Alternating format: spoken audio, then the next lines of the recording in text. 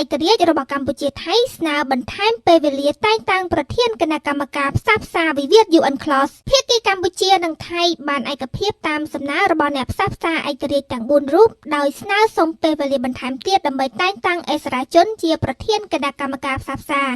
ការស្នើសុំពេលវេលាបន្ថែមនេះនឹងពុំមានផលប៉ះពាល់ទៅលើថេរវេលាកំណត់ឬជំហាននីតិវិធីណាមួយក្រោមអនុសញ្ញាអង្គការសហប្រជាជាតិស្ដីពីនីតិសមុទ្រនោះទេនេះបើតាមការបញ្ជាក់របស់អ្នកនាំពាក្យក្រសួងការបរទេសនិងសហប្រតិបត្តិការអន្តរជាតិនៅក្នុងសេចក្តីថ្លែងការណ៍នាថ្ងៃទី19ខែកក្កដាឆ្នាំ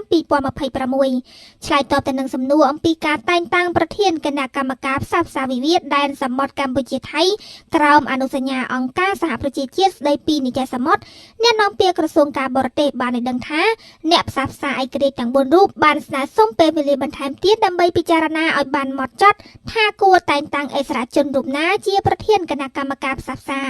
ពេលវេលាបន្ថែមដែលស្នើដោយអ្នកផ្សះផ្សាដើម្បីពិចារណាលើការតែងតាំងប្រធានគណៈកម្មការផ្សះផ្សាគឺមានលក្ខណៈសមរម្យនិងសមស្របទាំងស្រុងដោយយោងលើសារៈសំខាន់នៃការតែងតាំងក៏ដូចជាដំណើរការផ្សះផ្សាទាំងមូល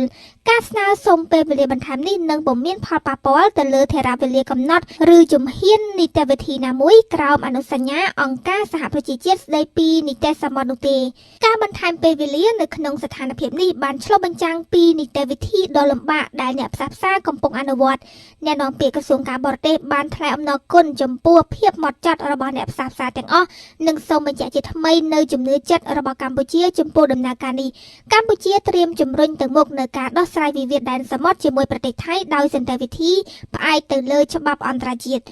គួររំលឹកថាកន្លងមកកម្ពុជាថៃបានចរចាទ្វេភាគីតាមរយៈអនុស្សរណៈ MOU ឆ្នាំ2001ដើម្បីដោះស្រាយតំបន់ទាមទារត្រួតស៊ីគ្នានៅលើសមុទ្រប៉ុន្តែក្រោយភាគីថៃបានប្រកាសជាផ្លូវការនៅការដកខ្លួនចេញពី MOU ឆ្នាំ2001នេះបានធ្វើឲ្យការចរចាត្រូវជាប់គាំងហើយកម្ពុជាបានជ្រើសរើសការអនុវត្តតាមច្បាប់អន្តរជាតិវិញតាមរយៈយន្តការផ្សះផ្សាដោយបង្ខំ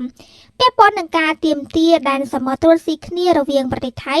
នៅថ្ងៃទី2ខែមិថុនាឆ្នាំ2026សម្ដេចធិបតីហ៊ុនម៉ាណែតនាយករដ្ឋមន្ត្រីកម្ពុជាបានបញ្ជាក់ថារដ្ឋាភិបាលកម្ពុជាបានផ្ញើលិខិតជូនដំណឹងជាផ្លូវការទៅកាន់ភាគីថៃនិងអគ្គលេខាធិការអង្គការសហប្រជាជាតិដើម្បីចាប់ផ្ដើមដំណើរការនៃយន្តការផ្សះផ្សាដោយបង្ខំក្រោមអនុសញ្ញាអង្គការសហប្រជាជាតិស្ដីពីនីតិសមុទ្រ UNCLOS ចំណាត់ការនេះធ្វើឡើងក្នុងគោលដៅការពារអធិបតេយ្យភាពជាតិនិងសិទ្ធិដែនសមុទ្ររបស់កម្ពុជាដោយអនុលោមទៅតាមច្បាប់អន្តរជាតិសូមបញ្ជាក់ថាក្នុងស្មារតីធានាការពារផលប្រយោជន៍ជាតិកម្ពុជាបានជ្រើសរើសអ្នកច្បាប់លំដាប់ពិភពលោកពីររូបគឺលោក Peter Tatsujensen បុគ្គលប្រវត្តិសាស្ត្រដែលធ្លាប់ធ្វើជាប្រធានដោះស្រាយជោគជ័យនៅចំនួនដែនសមុទ្ររវាងអូស្ត្រាលីនិងទីម៉ូខាងកើត